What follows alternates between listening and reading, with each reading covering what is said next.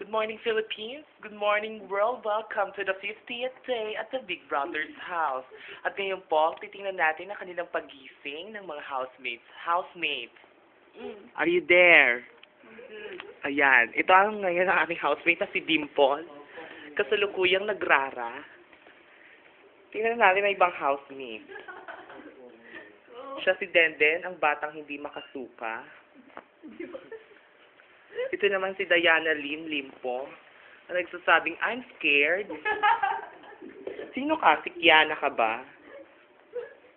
Yan. Si Shobe, ang rara girl na walang ginawa kundi mamaso ng housemate. Si Ann, simpleng manyak. Ayan. Ito po ang anak ng mayor ngayon. Kasalukuyan nakikita nyo. Papadala natin ngayon ito sa STV6. Full coverage ng ABS-CBN. Madala mo, single naman eh. Wala naman. Wala kang takot. Dimple, masarap bang lasang Colgate na bunganga? Masarap naman ang longganisang itim. Ito ba'y chorizo de Bilbao o longganisang itim na nabubulok na?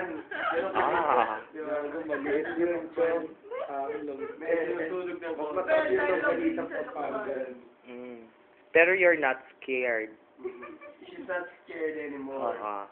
Ayan. Watch out for more video footages dahil si Kuya kabarkada mo.